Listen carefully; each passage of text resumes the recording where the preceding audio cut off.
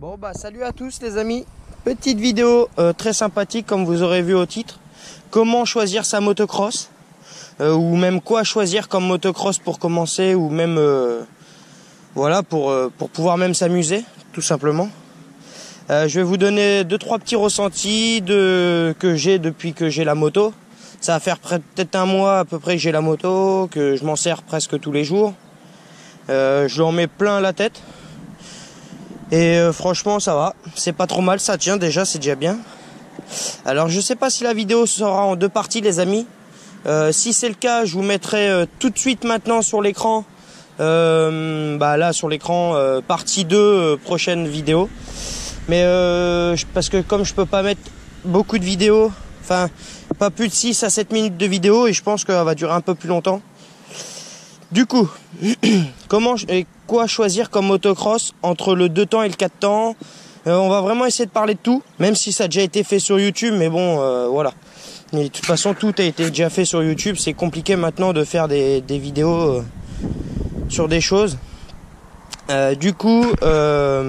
Personnellement, à choisir entre un 4 temps et un 2 temps, je vais vous donner les points positifs de ma part.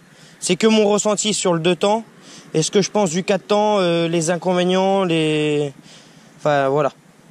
Pour ma part, si une personne doit commencer sur une moto, un jour, si vous cherchez une moto, vous savez pas, entre les dirt bikes, les motocross et tout ce qui s'ensuit, hein, tout ce qui est à deux roues. On va pas parler de quad, je m'y connais pas assez, mais on va parler des deux roues. Du coup, s'il y a une moto à choisir, personnellement je partirais sur une cross, entre une dirt et une cross.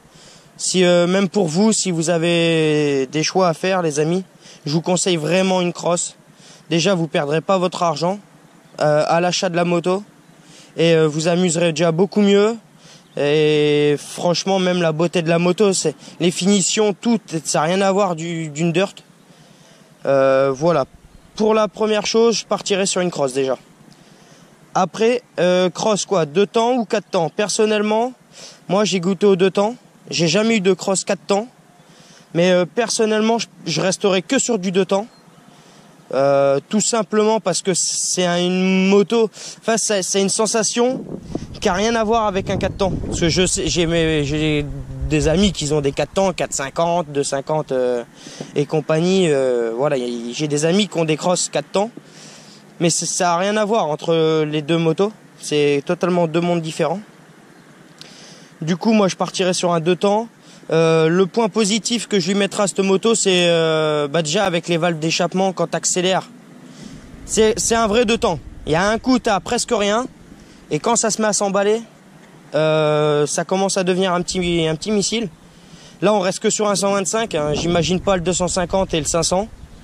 Voilà, sur le 125 déjà c'est très très bien. Qu'est-ce que je pourrais vous dire de plus en point positif? Le bruit franchement c'est un truc de ouf. Ça a une sonorité, enfin les échos que ça peut faire, enfin voilà, le bruit déjà pour moi c'est vraiment un bon point fort. Alors un autre point fort, alors hormis le bruit et puis la puissance, parce que ça a vraiment beaucoup de puissance, je partirai sur le poids de la moto. Moi je sais que la mienne, tout plein fait, c'est un 8 litres, tout plein fait, la moto a fait 100 kg tout rond. 100 kg, j'ai vu sur les constructeurs, les fiches techniques constructeurs machin. Moi je sais qu'elle fait 100 kg la mienne. Du coup c'est vraiment pas lourd. Enfin pour une cross ça va, et encore c'est qu'un cadre en acier je crois moi. Enfin je sais pas si c'est de l'acier, enfin bref c'est un gros cadre. Mais je pense que les cadres en alu déjà tu gagnes un peu plus de poids. Le point fort de cette moto, je crois que j'ai à peu près tout dit. Si après le point fort, comme j'ai vu une vidéo d'un youtubeur hier sur le Bon Coin, n'importe quoi, sur YouTube. J'ai vu, et même beaucoup de gens le disent, c'est vraiment une moto, le 125YZ ou même un 125 normal. C'est vraiment les motos qui sont faites pour faire des wheelings, pour apprendre, pour ceux qui aiment ça. Moi je sais que je vais pas tarder à faire des tutos là-dessus. Et tuto et entraînement wheeling, je vais vraiment apprendre. Après le point négatif que je pourrais lui mettre à cette moto, parce que bon elle est pas parfaite non plus, Déjà, c'est la consommation d'essence. Elle consomme énormément. Énormément. C'est à chaque balade, tu lui mets le plein d'essence. L'huile, ça, en même temps que l'essence, y a pas à dire. Le point négatif sur cette moto, pour ce modèle-là, qui est de 2002, personnellement, c'est la boîte 5. C'est qu'une boîte 5 et il manque vraiment le sixième rapport. Je sais qu'ils les ont, les autres modèles. Mais franchement, c'est vraiment un point négatif là-dessus que je pourrais lui mettre. Ça, c'est que mon ressenti personnellement, les amis. Si le vôtre, c'est pas le même, vous pouvez me le dire en commentaire. Gentiment, j'y répondrai. Il n'y a pas besoin de mettre de commentaires autres, genre rage et compagnie. Franchement, on est là pour s'amuser. Du coup, c'est que mon ressenti.